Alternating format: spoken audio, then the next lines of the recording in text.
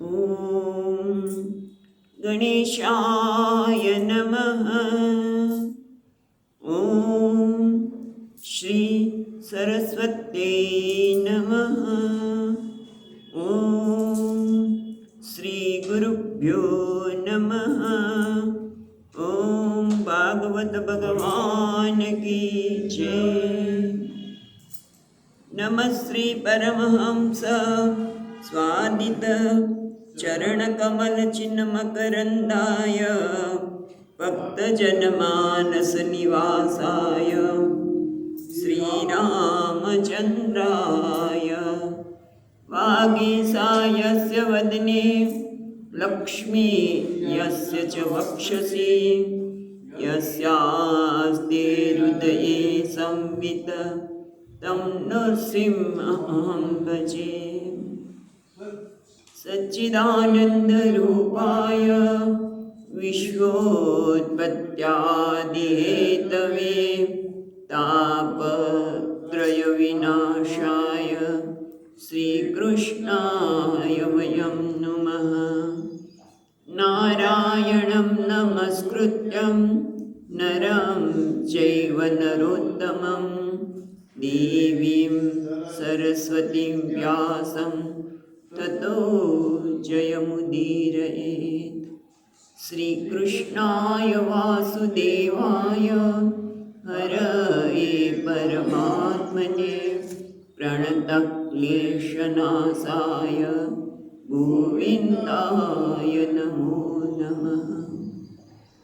यं प्रवचन्तमनुपेत्य अपेतकृत्यं द्वैपायनो विहरकातर आजुहाव पुत्रेति तन्मयतया तरवो विनेन्दुः तं सर्वभूतहृदयं मुनिमानतोऽस्मि।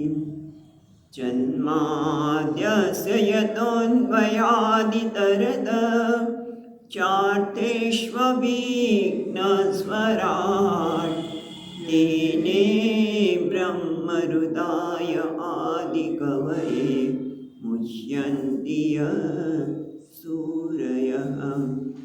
तेजो वारिमृदां यथा विनिमयो यत्र त्रिसर्गो मृषा ताम्नां स्वेन सदा निरस्तकुहकं सत्यं परं धीमहि। नमो भगवते तुभ्यं वासुदेवाय धीमहि प्रद्युम्नाय निरुद्धाय नमः संकर्षणाय च।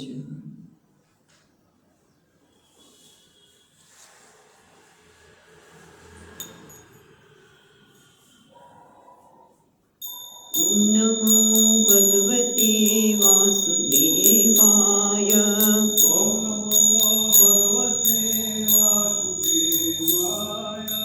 ॐ नमो भगवते वासुदेवाय।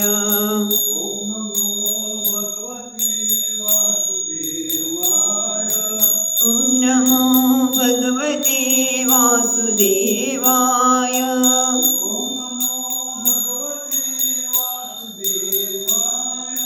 ॐ नमो भगवते वासुदेवाय।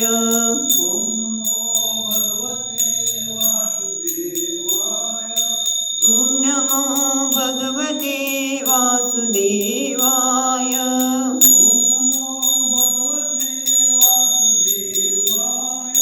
ॐ नमो भगवते वासुदेवाय।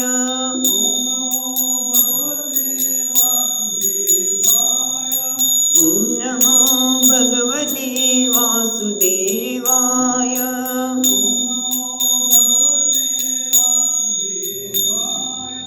ॐ नमो भगवते वासुदेवाय।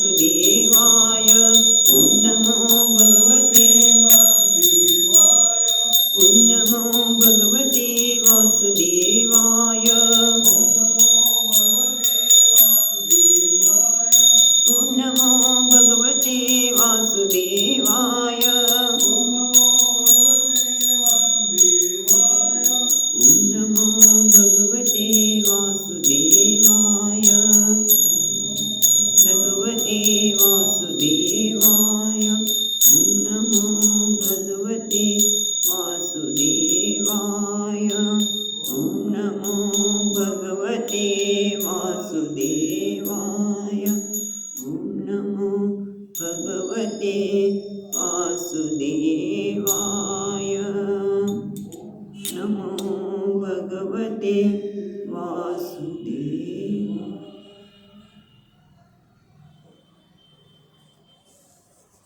તો ગઈ વખતે આપણે ત્રીજા સ્કંદના 12મા અધ્યાયમાં પહોંચ્યા, રાઈટ? 12મા અધ્યાયમાં બ્રહ્માજી મૈત્રેય મુનિ બ્રહ્માજીની જે સૃષ્ટિ છે 8 પ્રકારની, એની વર્ણન કરી રહ્યા છે. એમાં આપણે ગઈ વખતે પ્રાકૃત સૃષ્ટિ એટલે પંચપર્વા અજ્ઞાન અને પંચપર્વા જ્ઞાન 2 પ્રકારની સૃષ્ટિની જોઈ, અને ત્રીજી સૃષ્ટિને આપણે જોઈ રહ્યા હતા. તો એમાં જોયું તો પ્રમાણે પેલી સૃષ્ટિ જે બ્રહ્માજી બનાવી એ કેવી હતી? તો કે અજ્ઞાન, એટલે કે જે અજ્ઞાન એટલે સ્વરૂપનો અપ્રકાશ, સ્વરૂપનું જ્ઞાન નથી. તેના કારણે મોહના કારણે મહામોહ. મોહ એટલે આ શરીરને હું માનું, અને એના લીધે મહામોહ એટલે વિષયને ભોગની ઈચ્છા. હું શરીર જેટલો છું માટે આનંદ માટે એક નિર્ણય થાય કે મને શરીરનો ભોગ કરવો છે, એટલે ભોગની ઈચ્છા થાય. અને ત્યાર પછી મહામોહ એટલે તામિશ્ર, તમસ મોહ મહામોહ તામિશ્ર.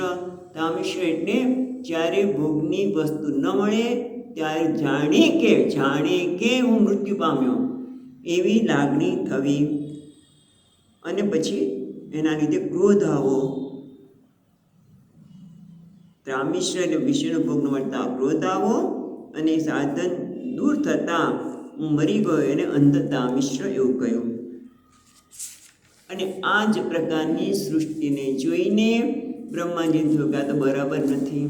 એટલે પછી એમણે તપ કર્યું, એટલે કે છે આ પ્રમાણે ભગવાનનું ધ્યાન કર્યું, અને એના કારણે પવિત્ર બંને એમણે માનસ સૃષ્ટિ રચના કરી. એમાં એમણે 4 પુત્રો સનંદન, સનાતન અને સનતકુમાર એમની સૃષ્ટિ કરી. જે કેવા હતા? ઉર્ધ્વરેતસ, જે ઉર્ધ્વરેતસ અને બ્રહ્મચારી. ઉર્ધ્વરેતસ એટલે બ્રહ્મચારી, નૈષ્ટિક બ્રહ્મચારી, અને એ તો ઈશ્વરપરાયણ હતા, અને એમને તો મોક્ષની જ ઈચ્છા હતી. એટલે એમને પિતાજીએ કહ્યું કે તમે સૃષ્ટિની રચના કરો, કે અમે નહીં કરીએ, અમે આમાં પડવા માગતા જ નથી, અમને તો પરમાત્માની પ્રાપ્તિ કરવી છે. એટલે હવે જ્યારે એમણે ના પાડી ત્યારે કહે છે કે પિતાજીને ગુસ્સો આવ્યો, પણ એ ગુસ્સો પ્રગટ ન કર્યો, અને એના લીધે ભ્રુકુટીની વચ્ચે એક આપણે નસ છે ને ઉભરી આવી, કેવી? નીલ કલરની, અને આંખ લાલ થઈ ગઈ, અને એના કારણે નીલ લોહિત નામનું બાળકની ઉત્પત્તિ થઈ. જેવી ઉત્પત્તિ થઈ પછી તરત જ એમણે શું કર્યું? એ 8મા શ્લોકમાં કહે છે. નીલ લોહિતના સર્જન પછી શું થયું? એ 8મા શ્લોકમાં કહે છે. આપણે 8 શ્લોક સુધી ગઈ વખતે જોયું હતું. એટલે કહે છે સવૈરુરોધ દેવાનાં પૂર્વજો ભગવાન ભવઃ નામાની ગુરુ મે ઘાતઃ સ્થાનાની ચ જગદ્ગુરો. સવૈરુરોધ દેવાનાં પૂર્વજ ભગવાન ભવઃ, ભગવાન ભવ જે દેવોના પણ પહેલાં, પૂર્વજ એટલે એમનાથી પ્રથમ, એવા એ રડવા લાગ્યા. રુદ્ર એટલે પણ રડવું, રોદતીથી રુદ્ર. અને એટલા માટે એમણે કહ્યું હે ઘાત, હે વિધાતા, હે જગદગુરુ, તમે તરત જ માગણી કરી, તમે સર્જન કર્યું તો મને નામ આપો, એવા માટેનું સ્થાન આપો, ઠામ આપો. નામાની ગુરુ મે ઘાત સ્થાનાની ચ, મારું નામ આપો મારું, અને અમને ક્યાં રહેવું એવું સ્થાન પણ આપ આપો. એટલે હવે કહે છે આગળ ઇતિ તસ્ય વચ પાદ્મો ભગવાન પરિપાલયન. સાથે બોલશું. અભ્યધાત ભદ્રા બચા વાચા મારોદી તસ્કરોમિ તે. એટલે કે છે ઇતિ તસ્ય વચઃ પાદ્મો ભગવાન પરિપાલયન. એને પહેલાં તો કહે છે ઇતિ આ પ્રકારે. જ્યારે રુદ્રએ આ પ્રકારના વચન કહ્યા કે મારું નામ આપો અને મને સ્થાન આપો, એટલે કે છે ઇતિ તસ્ય એટલે રુદ્રસ્ય વચઃ આ પ્રકારે રુદ્રના વચનથી પરિપાલયન એના વચનનું પાલન કરવા માટે, એટલે કે એની કહ્યું છે કે કરવા માટે પરિપાલન એટલે પાલન કરવાનું તો પિતાજી હોય નહીં, કારણ કે બ્રહ્માજી તો એમના પિતા છે.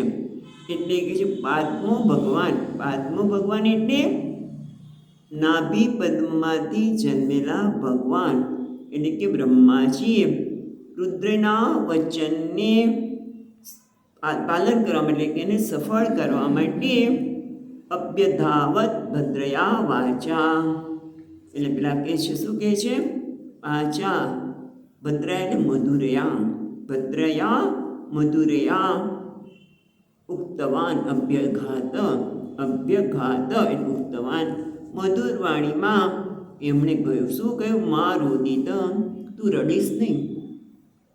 તત્કરોમી તે તવ તે જે કંઈ કહ્યું છે હું જરૂર તારા માટે કરીશ. એટલે કે તને સ્થાન પણ આપીશ અને તારું નામ પણ આપીશ અને તારું કાર્ય પણ કહીશ.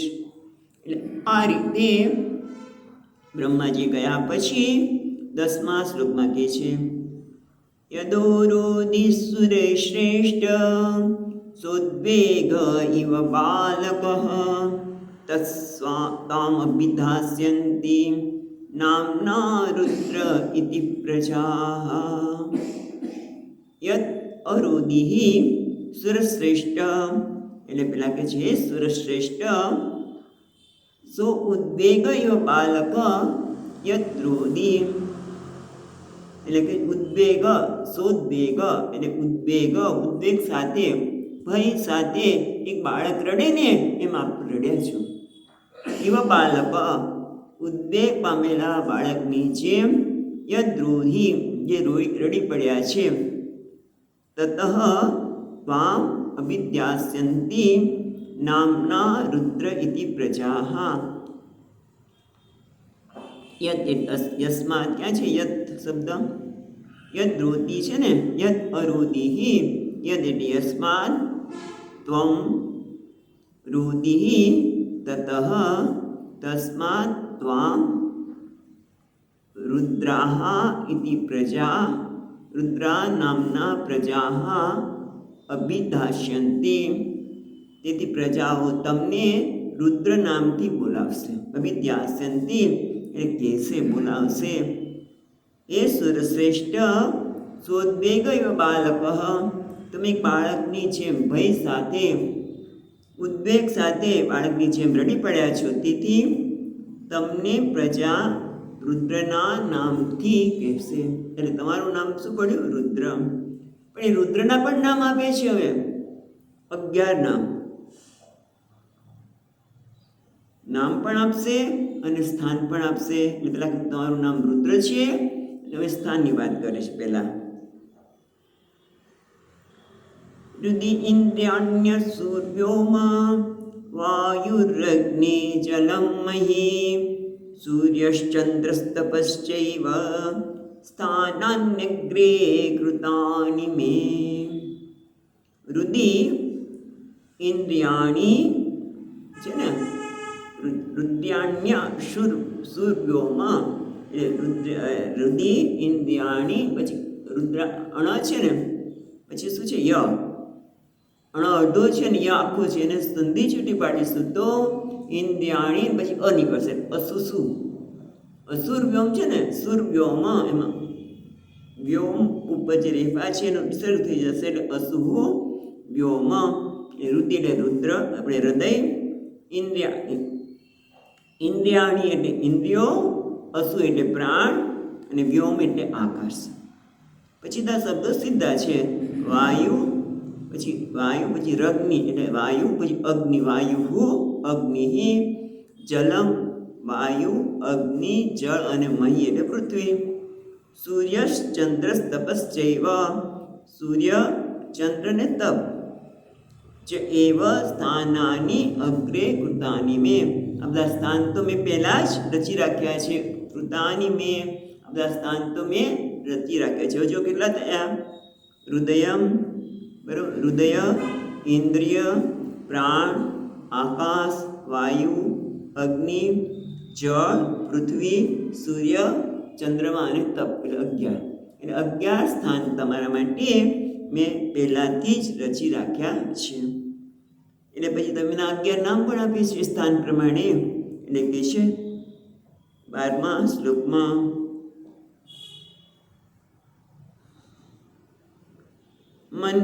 મનુર્મહેશાનો મહાન શિવરુતધ્વજ ઉગ્રરેતા ભવકાલ વામદેવો ધૃતવ્રત. એટલે હવે કહે છે મન્યુ, એટલે મન્યુ એક નામ છે. મન્યુ પછી મનુ, મહેશાન મહાન, શિવ, ઋતધ્વજ, ઉગ્રરેતા, ભવ, કાલ, વામદેવ અને ધૃતવ્રત. આ 11 તમારા નામ થશે, બરાબર. મન્યુ, મનુ, મહેશાન, મહાન, શિવ, ઋતધ્વજ, ઉગ્રરેતા, ભવ, કાળ, વામદેવ અને ધૃતવ્રત. આમ 11 તમારા નામ થશે, 11 સ્થાન. અને રુદ્ર કયું છે? એક તો એ રુદ્રના જ આ બધા 11 નામ છે. હવે આગળ કહે છે, હવે એમની પત્નીઓના નામ કહે છે. તમારી આ જે રુદ્ર છે, જે નામ આપ્યા એને અનુરૂપ પત્ની. એટલે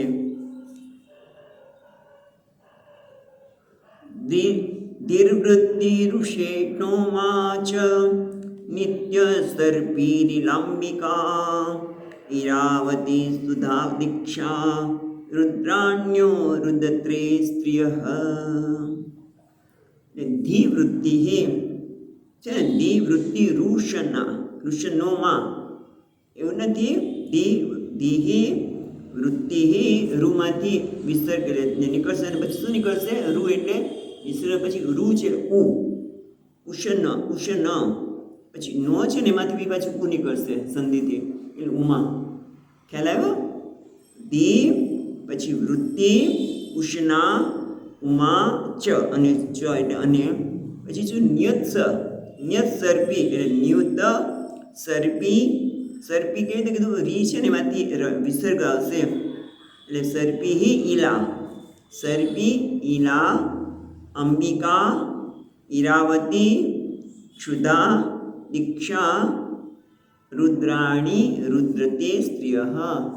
રુદ્ર છે ને એ સંબોધન છે. હે રુદ્ર, આ ધી વૃત્તિ પાછળ જો ધી વૃત્તિ, ઉષ્ણા, ઉમા, નિયુત, સર્પી, ઈલા, અંબિકા, ઈરાવતી, સુધા અને દીક્ષા, આ રુદ્રાણી તે સ્ત્રીય. આ બધી 11 રુદ્રાણી તમારી પત્ની થશે. અચ્છા, આગળ કે છે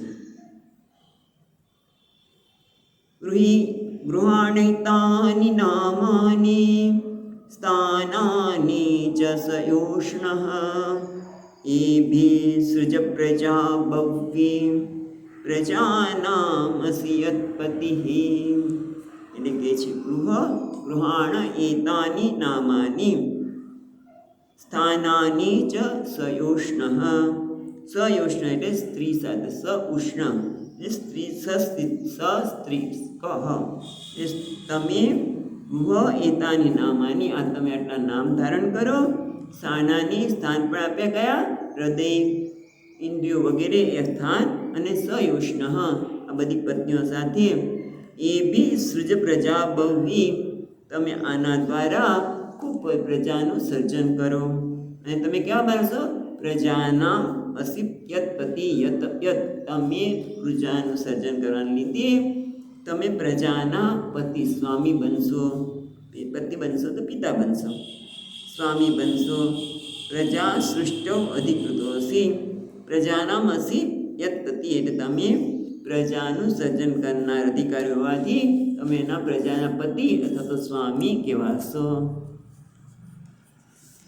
જ્યારે આવું કહેવામાં આવ્યું ત્યારે રુદ્રએ શું કર્યું આગળ કહે છે, ઇત્યાદિષ્ટ સગુરુણા ભગવાન નીલલોહિતઃ સત્વાકૃતિ સ્વભાવેન સસર્જાત્મસમઃ પ્રજાઃ. ઇતિ આદિષ્ટ સગુરુણા ભગવાન નીલલોહિતઃ સહ ઇતિ, આ પ્રકારે ગુરુના આદિષ્ટ, ગુરુના એટલે આમ તો ગુરુ પણ અહીંયા પિતા બ્રહ્માજીએ આ પ્રકારે આદેશ કરવાને, તે આદિષ્ટ આ પ્રકારે આદેશ કરાયેલા સ ભગવાન નીલલોહિત, તે ભગવાન નીલલોહિત. બરોબર, પહેલા ઇતિ ગુરુના આદિષ્ટ, આ રીતે ગુરુ એટલે પિતા દ્વારા, ગુરુ દ્વારા આદેશ કરાયેલા છે તેવા તે ભગવાન નીલલોહિત સત્વ આકૃતિ સ્વભાવેન સસર્જ આત્મસમા પ્રજા. સત્વ એટલે બળ, આકૃતિ એટલે પોતાના જેવો આકાર રંગ, નીલલોહિત સત્વ એટલે બળ, આકૃતિ એટલે નીલલોહિત એટલે રંગ, સ્વભાવ એટલે એમના સ્વભાવ. ને એમનો સ્વભાવ કેવો હતો રુદ્રનો?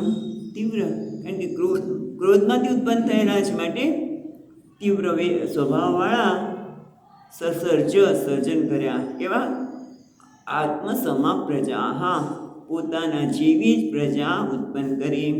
એટલે ગુરુદેવ બ્રહ્મ કહી શકાય, અથવા તો પિતાના આદેશ પ્રમાણે નીલલોહિત ભગવાને પોતાના બળ, પોતાના જેવા જ બળવાળા, આકૃતિ એટલે નીલલોહિત, નીલ અને લોહિત જેવો રંગ છે એમ નીલલોહિત, અને સ્વભાવ એના એટલે સ્વભાવ તીવ્રતાવાળા, ઉગ્ર સ્વભાવવાળા પ્રજાને પોતાના જેવી જ પ્રજાનું સર્જન કર્યું. એટલે કહેવાય ને કે પિતા જેવા પુત્રો, પિતાની દ્વિતીય આકૃતિ એટલે પુત્ર અને પૌત્રી. એટલે આ રીતે પિતાએ પોતાના જેવા જ નીલલોહિતે બળમાં, સ્વભાવમાં અને આકૃતિમાં પોતાના સમાન પ્રજાની સર્જન કર્યું. એટલે પુત્ર અને પુત્રી બધું આવી ગયું, ખાલી પુત્ર નહીં, પુત્ર પૌત્રી, પ્રજા એટલે પુત્ર અને પૌત્રી બધાનું નામ આવી ગયું.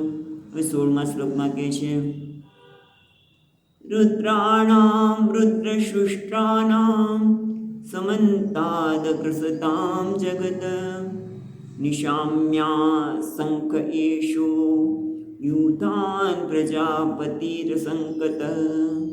એટલે કે છે રુદ્રાણામ રુદ્રશુષ્ટાનામ સમંતાદ ગ્રસતામ જગત. એટલે પહેલા છે રુદ્રસૃષ્ટાનામ, રુદ્રાણામ રુદ્ર દ્વારા સર્જન કરાયેલા. રુદ્રાણામ એટલે ભયંકર સ્વરૂપવાળા, ભયંકર સ્વરૂપવાળા. આ જે પ્રજાની સર્જન કરવામાં આવીને એના માટે શું કહે છે? રુદ્રસૃષ્ટાનામ રુદ્રાણામ, રુદ્ર વડે જે સર્જન કરવામાં આવ્યું એ રુદ્રાણામ એટલે રુદ્ર જેવા ભયંકર સ્વભાવવાળા.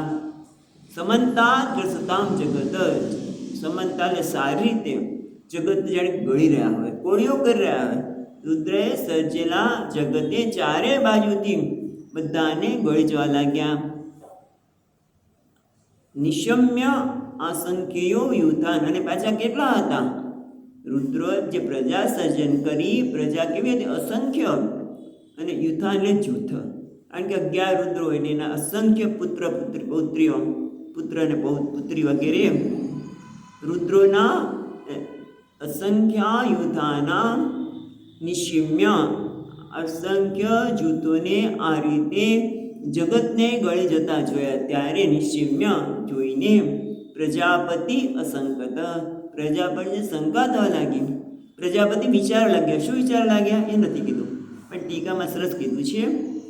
એમને શંકા થઈ કે આ તો સર્વ અને મારો પોતાનો પણ નાશ કરશે એવું મને લાગે છે. કારણ કે આ નાશ કરવા બેઠા છે તો મારો અને બધાનો એ નાશ કરશે. અને એટલા માટે પિતાજીને થયું કે મારે કંઈક આને કહેવું જોઈએ.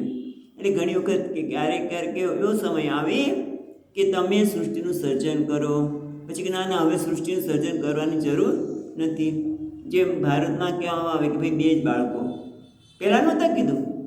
પહેલાં તો તમે જુઓ આપણા જ બહુ સમય નથી ગયો પહેલાં, એટલે આપણા સમયમાં એમ કહીએ તો કેટલા ભાઈ બહેનો હોય, અને હવે તો એક કોઈ આવે તો 2 અંત કરી દીધો એમ. એટલે અહીંયા પણ ક્યારેક એમ કહેવામાં આવે કે તમે સૃષ્ટિનું સર્જન કરો અને હવે સર્જન કરશો નહીં. અને આવું શાસ્ત્રમાં પણ એ બૃહદારણ્યક ઉપનિષદમાં પણ એવું કહેવામાં આવ્યું છે, બતાવ્યું છે. મને જોવું પડશે, આ તો બીજા ગ્રંથોની પણ આપણે સહાય લેતા હોઈએ છીએ. એટલે એમાં બતાવ્યું છે કે સંતાનની પ્રાપ્તિ કે સંતાનની પ્રાપ્તિ ન કરવું એના માટે શું કરવું જોઈએ, એ બધી વિગત ત્યાં આપવામાં આવી છે. હવે અહીંયા શું કહે છે આપણે જોઈએ. 17મા શ્લોકમાં અલમ પ્રજાભિ સૃષ્ટાભિ ઈદૃશાર્ષિભિ સરોત્તમા મયા સહ દહંતિભિ દિશશ્ચક્ષુર્વિરુણગણૈઃ. એટલે પહેલાં કહે છે, બીજી રીતે પહેલાં લઈશું. જો કે અલમ પ્રજાભિ સૃષ્ટાનામ, રી છે ને એમાંથી ઈદૃષિભિ સુરોત્તમ, એટલે સુરોત્તમ, સુરોમાં શ્રેષ્ઠ, દેવમાં પણ શ્રેષ્ઠ. રુદ્ર કંઈ સામાન્ય નથી, શ્રેષ્ઠ છે. ને હે સુરોત્તમ, મયા સહ દહંતિભિ દિશશ્ચક્ષુર્ભિ ઉલ્બણૈઃ. ઉલ્બણ એટલે ક્રૂર, ચક્ષુભિર દ્રષ્ટિ. એ દેવ શ્રેષ્ઠ ઉલ્બણૈઃ ચક્ષુભિ, એ ક્રૂર દ્રષ્ટિથી મયા સહ દહંતિભિ દિશશ્ચ, એટલે મારી સાથે આ સમગ્ર દિશા 10 દિશાઓને અને મારી સાથે મને બાળી છે. દહંતી એને મને બાળી નાખશે એવું લાગે છે. જે તીવ્રતા છે એ બતાવે છે કે ઉલ્બણૈઃ ચક્ષુભિ, જે ક્રૂર દ્રષ્ટિ વડે મયા સહ મારી સાથે દિશશ્ચ દહંતી, આ દિશાઓને પણ બાળી નાખશે. માટે અલમ પ્રજાભિ સૃષ્ટાનામ, હવે આ પ્રકારની ઈદૃષિભિ, આ પ્રકારની પ્રજા હવે પૂર્તિ થઈ ગઈ. હવે બસ કરો, એટલે હવે સર્જન કરશો નહીં. પ્રજા ન સૃષ્ટવ્યા, એટલે હવે પ્રજાનું સર્જન કરશો નહીં. કારણ કે આ પ્રજા તો કેવી છે, કારણ કે ભયભીત થઈ ગયા બ્રહ્માજી પણ કે આવી ઉગ્ર પ્રજા મને આપો, ખાઓ ખાઓ ખાઓ બધું કે ને. ઘણી વખત છોકરા એવા સર્જન થયું હોય છોકરાઓનું, આખો દિવસ મા પાસે ખાવ ખાવ ખાવ કર્યા કરતા હોય. માં થાકી છે કે શું બનાવીને આપું, શું આપું. એમ અહીંયા પણ બ્રહ્માજી જુએ છે કે આ બધા તો બળી રહી છે ને, એનો એટલો તાપ છે કે આ બધી દિશાઓની અને મને પણ દહનતી, મને પણ બાળી નાખશે. માટે હવે તમે આ પ્રજાનું હવે સર્જન કરતા નહીં. અલમ, તો પછી શું કરવું? આ તો સામાન્ય વ્યક્તિ નથી. હા, રુદ્ર તો એ તો પિતાના વચનને માનનાર છે. એટલા માટે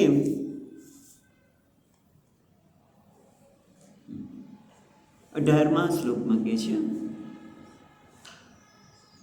તપ આદિષ્ટ ભદ્રંતે સર્વભૂત સુખાવહમ તપસૈવ યથા પૂર્વમ દૃષ્ટ્વા વિશ્વમિદં ભવાન. તપ આદિષ્ટ ભદ્રંતે, તે ભદ્રં પેલા કે તમારું કલ્યાણ થાવ. તે ભદ્રમ વચ્ચે છે શબ્દ, તે ભદ્રમ તમારું કલ્યાણ થાવ. શું પછી કહે છે? તપ આદિષ્ટ, તમે તપ કરો. તપનો આદિષ્ટ, તમે તપ કરો. કેવું તપ કરો? સર્વભૂત સુખાવહમ, તમે એવું તપ કરો કે જેથી બધાને સુખ મળે. પછી શું છે? તપ કરીને કરવાનું શું? બધાને સુખ મળે, એટલે કે બધાને સુખ મળે એવી સૃષ્ટિની રચના કરો. તમે તપસા એવ યથા પૂર્વમ સૃષ્ટ્વા વિશ્વમિદં ભવાન, અને તપના કારણે તમે શાંત બની જશો. અને એથી તમે આ વિશ્વમિદમ ભગવાન યથાપૂર્વમ જે પહેલામાં સર્જેલું છે એવી સર્જન હવે તમે રચના કરશો. અત્યારે રચના કરી કેવી છે? ઉગ્ર. બધા પ્રજા કેવી છે? ઉગ્ર, એમના સ્વભાવ જેવી. અને હવે કહે છે તમે તપનો આશ્રય લો. અને તપથી કેવો તપનો? એવું કહે છે કે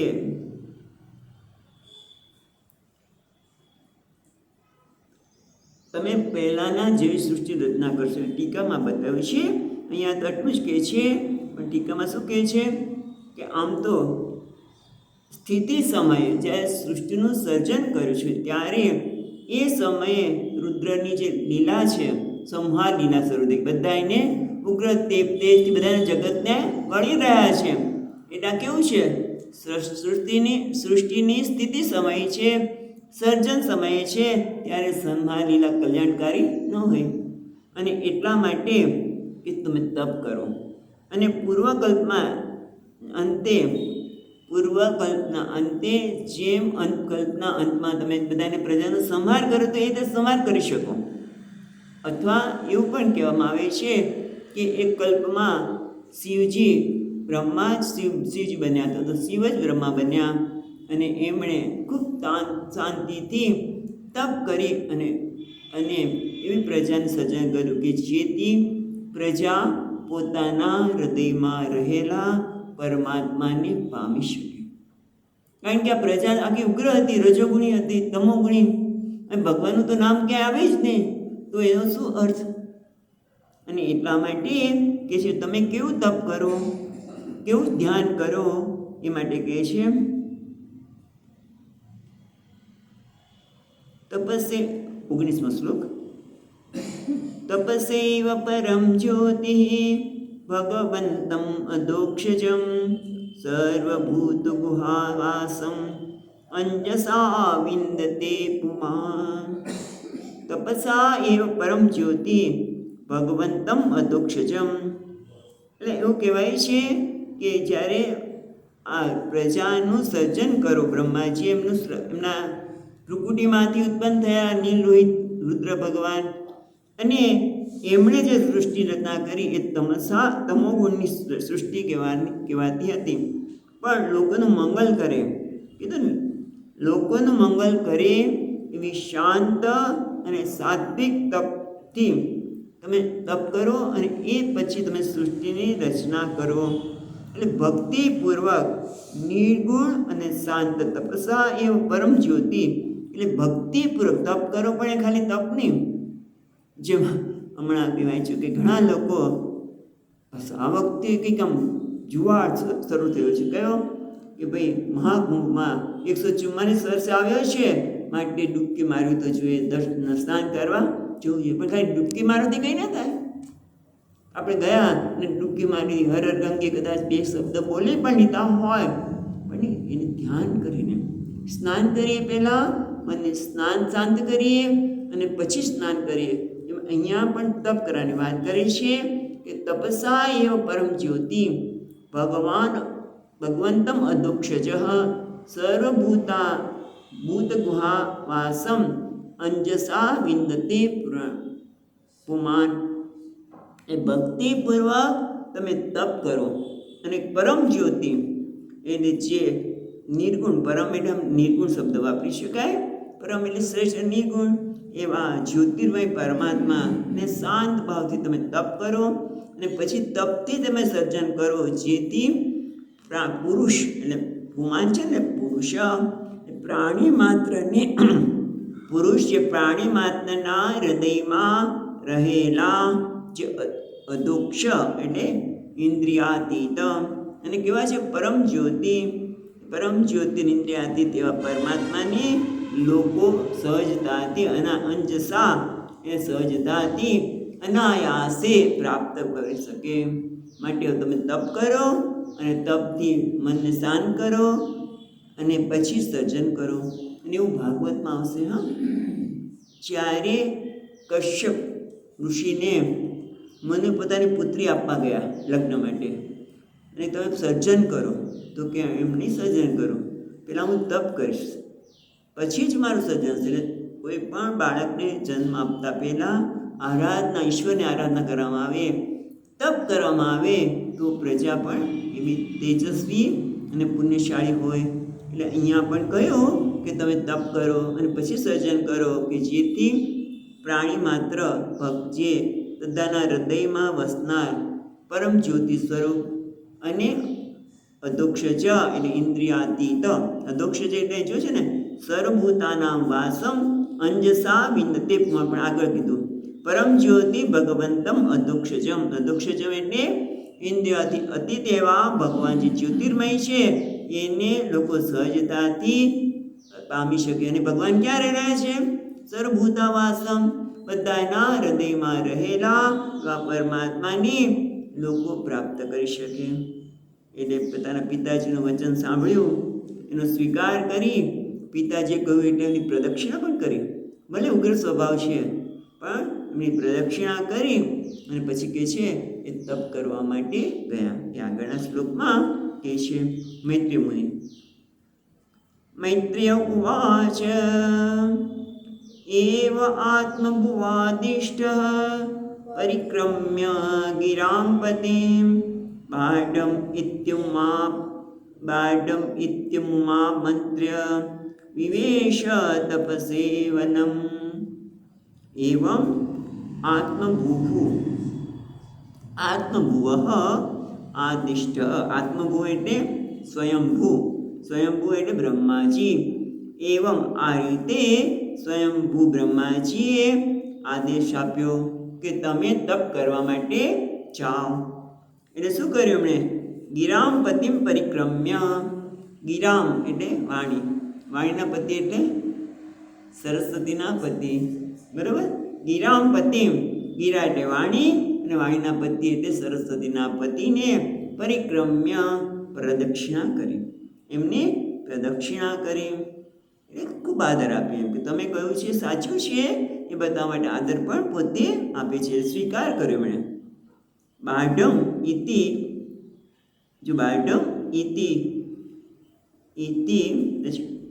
અમુમ આમંત્ર્ય. બાઢમ, હા બરોબર છે. ભવત આજ્ઞા અંગીકૃત્ય, એમ કે તમારી આજ્ઞાનો અંગીકાર કરું છું. અને આમંત્ર્ય એ કહ્યું શું?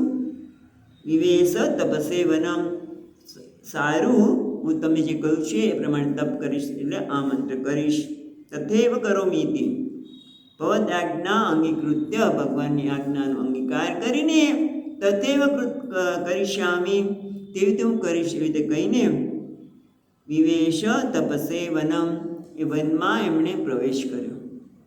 વનમાં જ્યાં અને તપ કરવા ગયા. તો કે અહીંયા વંશીધર ટીકાવાળા કહે છે વનમિતિ અત્ર જલમ નેયમ વૃક્ષ સમૂહસ્ય તદાનીમ અસંભવાત. એ જ્યારે એમણે વનમાં પ્રવેશ કર્યો એટલે તપ કરવા માટે, ત્યારે તપ એટલે વન એટલે તમારે જળ સમજવાનું. કેમ? કારણ કે એ વખતે વૃક્ષનો સમૂહ, ત્યાં વૃક્ષનો સમૂહ, વન એટલે વૃક્ષનો સમૂહ, પણ વૃક્ષનો સમૂહ ત્યારે હતો નહીં, માટે વન એટલે જળ સમૂહ, જળમાં એમણે પ્રવેશ કરી તપ કરવા ગયા. હવે આ બાજુ એ તો તપ કરવા ગયા, પણ બ્રહ્માજીનું કાર્ય શું હતું? સર્જન કરવાનું. એમને વિષ્ણુ ભગવાને કહ્યું હતું તપ કરીને તમે પૂર્વની સૃષ્ટિ પ્રમાણે સર્જન કરો. એટલે બ્રહ્માજીને થયું કે ભાઈ મારે કંઈક કરવું જોઈએ. એટલે આપણે બીજું કેટલા પ્રકારની સૃષ્ટિ જોઈ? પેલી પ્રાકૃત સૃષ્ટિ, પછી જ્ઞાનની સૃષ્ટિ, ત્રીજી બુદ્ધિની આપણે જ્ઞાનયુક્ત સૃષ્ટિ, અને ત્રીજી છે એ સૃષ્ટિની આપણે ભવની સૃષ્ટિ. ભવની સૃષ્ટિ હવે બનાવે છે બીજી સૃષ્ટિ, ચોથી, જે ભગવાનની આજ્ઞાનું પાલન કરે, એ બ્રહ્માજીની આજ્ઞાનું પાલન કરી જે ઈચ્છે છે બ્રહ્માજી એવી સૃષ્ટિ એ ચોથી સૃષ્ટિ. એટલે પહેલી પ્રાકૃત, બીજી જ્ઞાનમય એટલે સનસનકાદીની, ત્રીજી ભવની એટલે 11 રુદ્રની સૃષ્ટિ. રાઈટ? પણ એ સૃષ્ટિ તો પાછી એવી જ થઈ. સનસનકાદીની બનાવી તો કે ભાઈ અમે નહીં કરીએ સૃષ્ટિનું સર્જન, અમે તો ભગવાનના ચરણમાં જ રહેવા માગીએ છીએ. આગળની સૃષ્ટિ અજ્ઞાની હતી, એ પણ બરોબર નહોતી. લોકો મોહમાં જ અટવાયેલા અને ગુસ્સા કરે વસ્તુ ન મળે તો ભાઈ એ પણ બરોબર નથી. ત્રિભવની થઈ તો સહજતાથી થઈ હતી, કારણ કે સનક સનકાદી ના પાડી એટલે સૃષ્ટિ ભવની થઈ. હવે ચોથી સૃષ્ટિની વાત કરે છે. આગળ જઈએ. 21મો શ્લોક.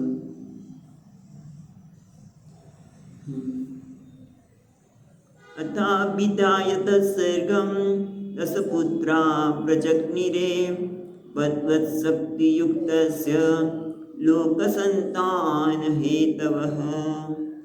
અથ અભિધ્યાયત, ત્યાર પછી ધ્યાન કર્યું. અભિધ્યાય સારી રીતે ધ્યાન કર્યું. સર્ગમ દસપુત્રા પ્રજગ્નિરે, એમણે બ્રહ્માજી બરાબર ધ્યાન કર્યું, મનને શાંત કર્યું કે ભાઈ હવે હું કઈ સર્જન કરું. અત્યાર સુધીના 3 સર્જન તો નકામા ગયા એમ કહી શકાય. એટલે હવે કેવી રીતે સર્જન કર્યું? અભિધ્યાન, સારી રીતે ધ્યાન કર્યું, સૃષ્ટિની રચનાનું ધ્યાન કર્યું. અથ અભિધ્યાયત સર્ગમ, સર્ગ એટલે સૃષ્ટિ, સૃષ્ટિની રચના કરતા ધ્યાન કરતા 10 પુત્રા પ્રજગ્નિરે, 10 પુત્રોનું સર્જન કર્યું. કેવા? ભગવત શક્તિયુક્તસ્ય, જે ભગવાનની શક્તિ ધરાવાળા, ભગવાનની શક્તિવાળા, બરાબર. યુક્તસ્ય લોક સંતાન હેતવે, લોક સંતાન એટલે સૃષ્ટિના સર્જનના કારણભૂત. લોક સંતાન હેતુ, લોકોનું સર્જન કરવા એમણે 10 સંતાનની, 10 પુત્રોને ઉત્પન્ન કર્યા. જે છે કોણ છે? પ્રજાપતિ. એને કહે છે પ્રજાપતિ. કયા કયા છે એ પણ નામ આપે છે આરામથી બાપુ. મરીચિરત્ય અંગિરસો પુલસ્ય પુલઃ ક્રતુઃ ભૃગુર્વસિષ્ઠો દક્ષશ્ચ દસમાસ્તત્ર નારદઃ. એટલે કહે છે મરીચિ, મરીચિ રત્ય છે, રત્ય, રત્ય એટલે મરીચિ. રમાંથી સંધિ છૂટી પડશે, અ નીકળશે. મરીચિ વિસર્ગ અને અ, એટલે મરીચિ, અત્રિ, અંગિરસો એટલે અંગીરા, પુલસ્ય પુલઃ, ક્રતુ ભૃગુઃ, વશિષ્ઠ દક્ષશ્ચ. કેટલા થયા? મરીચિ, પછી અત્રિ, અંગિરસ, પુલસ્ય, પુલઃ, ક્રતુ, ભૃગુ, વશિષ્ઠ અને દક્ષ. 9 ને 10 કીધા એટલે કે છે દસમઃ તત્ર નારદ, અને 10મા નારદજી. આમ 10ની સર્જન કર્યું. પછી શું કર્યું એટલે આગળ જોઈએ.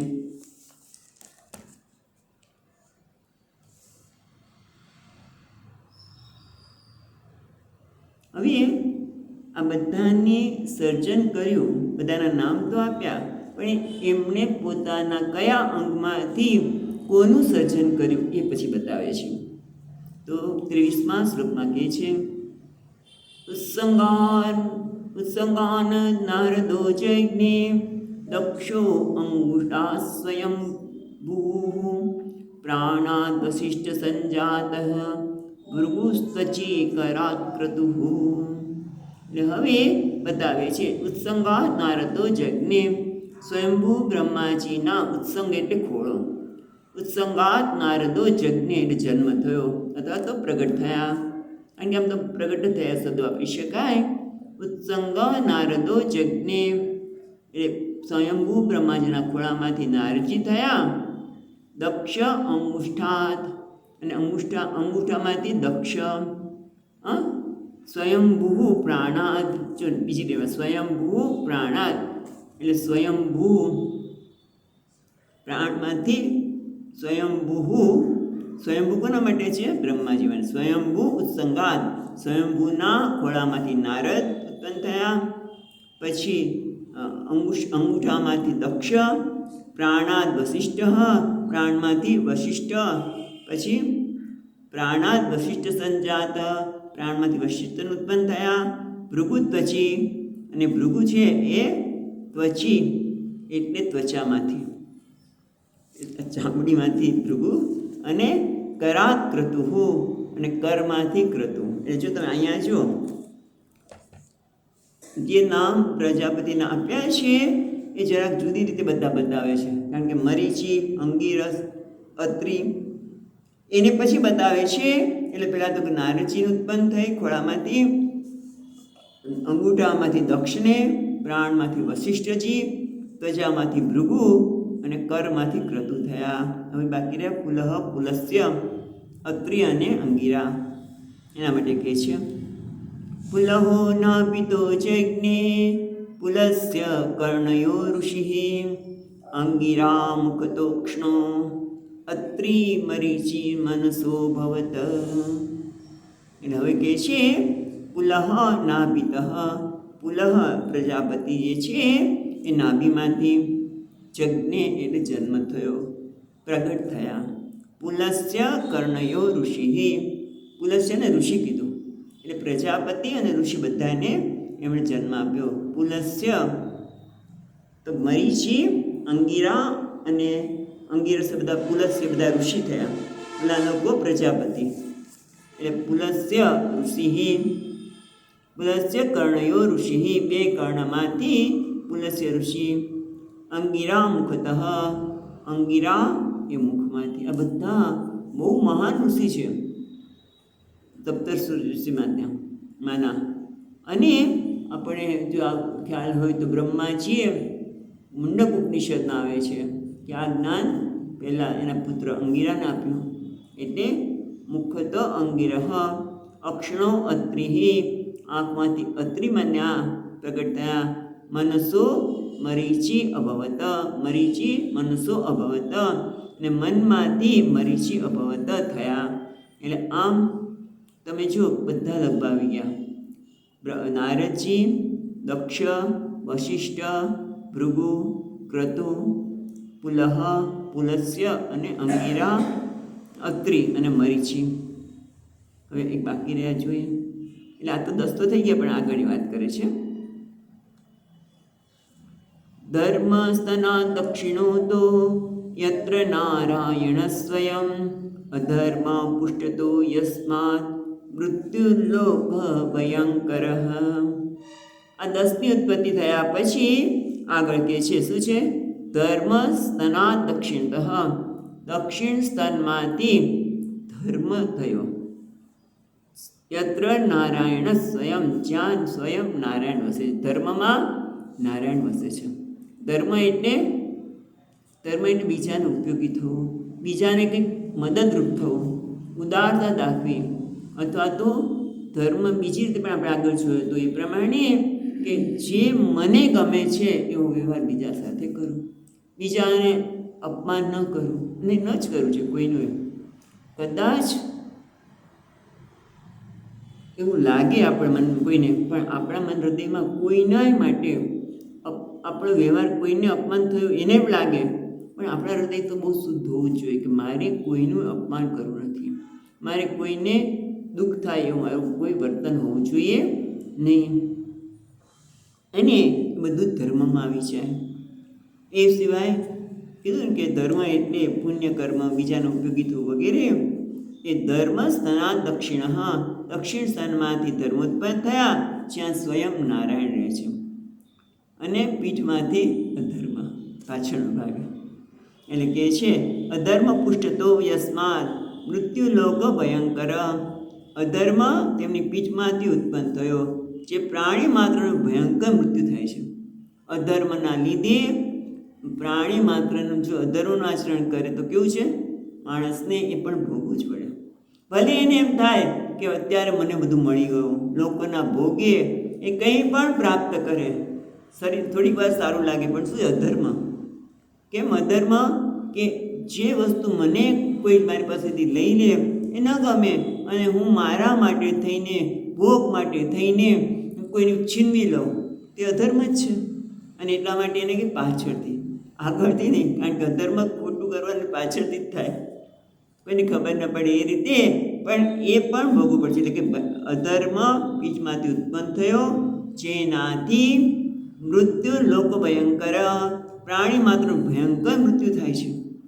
હવે આગળ કહે છે સૃષ્ટિની રચના કરતા કે છે હૃદિકામો ભુવક્રોધો લોભશ્ચાધરશ્ચતાत् આસ્યાદ્વાક સિંધવઃ મેટ્રાન્નિરુતિયપાયો દર્શયઃ પારો પાયોરધાશ્રય. એટલે કે છે હૃદય કામો ભ્રુવ ક્રોધ. બ્રહ્માજીના હૃદયમાંથી કામ ઉત્પન્ન થયો. અને પછી તો આપણે ખબર છે શું થાય છે, જોઈશું હમણાં. અને એટલે પોતાની જ છોકરી પાછળ દોડ્યા બ્રહ્માજી. હૃદય કામો ભુવ ક્રોધ, અને ભ્રુકુટીમાંથી ક્રોધ. લોભશ્ચ અધરાચ્છાદ, અને લોભ ચ અધરહ. અધર એટલે હોઠ. હોઠમાંથી લોભની ઉત્પત્તિ થઈ. યસ્યાદ્વાક સિંધવ મેત્રાન નિવૃત્તિ પાય અધાશ્રય. પછી લોભાત, હોઠમાંથી લોભ અને મુખમાંથી વાણી. યસ્યાદ્વાક છે ને, યસ્યાદ્વાક એટલે મુખમાંથી અધરા. લોભ ચ અધરાત અચ્છાદત, એ લોભ હોઠમાંથી ઉત્પન્ન થયો. યસ્યા વાક, અને વાણી મોઢા મુખમાંથી થઈ. સિંધવ સમુદ્રો લિંગમાંથી થયા. અને મેટ્રાદ નિવૃત્તિ પાય અધાશ્રય. સિંધવ લિંગ, સિંધવ મેટ્રાદ, બરાબર. યસ્યા વાક એટલે વાણીમાં, આપણે વાણીમાંથી, મુખમાંથી વાણી થઈ. સિંધવ મેટ્રાદ, અને લિંગમાંથી સમુદ્ર. સિંધવ એટલે સમુદ્ર, અને નિવૃત્તિ પાયો અધાશ્રય. ગુદામાંથી પાપ, અને આશ્રય રૂપ નિવૃત્તિ રાક્ષસ ઉત્પન્ન થયો. ખ્યાલ આવ્યો? બ્રહ્માજીના હૃદયમાંથી કામ, ભ્રુકુટીમાંથી ક્રોધ. આ બધું આપણા જ છે. બ્રહ્માજીનું જે બતાવે છે, યસ્ય પિંડે તથા બ્રહ્માંડે. બ્રહ્માંડમાં જે છે એ જ પિંડમાં પણ છે. અને બ્રહ્માજીના હૃદયમાંથી કામ, ભ્રુકુટીમાંથી ક્રોધ, હોઠમાં લોભ, મુખમાં વાણી, મુખમાંથી વાણી, લિંગમાંથી સમુદ્ર, ગુદામાં પાપનો આશ્રય રૂપ નિવૃત્તિ રાક્ષસ ઉત્પન્ન થયો. અધર અચ્છાદત એટલે નીચેના અધરમાંથી.